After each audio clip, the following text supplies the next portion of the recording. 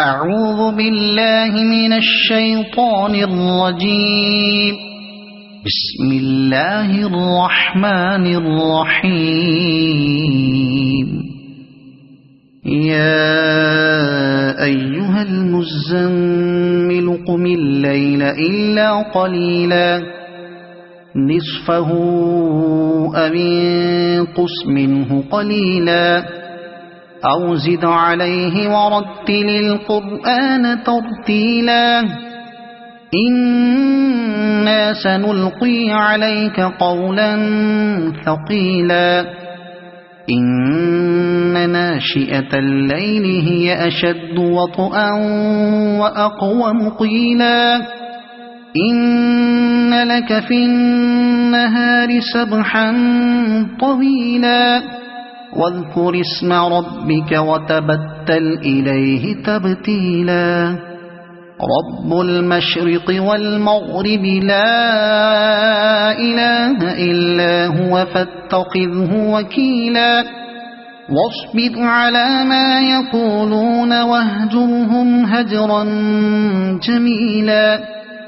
وذرني والمكذبين أولي النعمة ومهلهم قليلا إن لدينا أنكالا وجحيما وطعاما ذا غصة وعذابا أليما يوم ترجف الأرض والجبال وكانت الجبال كثيبا مهيلا إنا أرسلنا إليكم رسولا شاهدا عليكم كما أرسلنا إلى فرعون رسولا فعصى فرعون الرسول فأخذناه أخذا وبيلا فكيف تتقون إن كفرتم يوما يجعل الولدان شيبا السماء منفطر به كان وعده مفعولا إن هذه تذكرة فمن شاء اتخذ إلى ربه سبيلا إن ربك يعلم أنك تقوم أدنى من ثلثي الليل ونصفه وثلثه وطائفة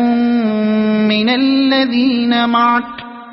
والله يقدر الليل والنهار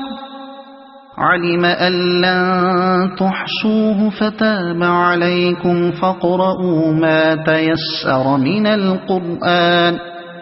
علم أن سيكون منكم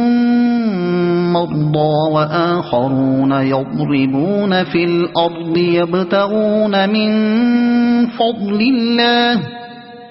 يبتغون من فضل الله وآخرون يقاتلون في سبيل الله فاقرؤوا ما تيسر منه وأقيموا الصلاة وآتوا الزكاة وأقرضوا الله قرضا حسنا وما تقدموا لأنفسكم من خير تجدوه عند الله هو خيرا وأعظم أجرا واستغفروا الله إن الله غفور رحيم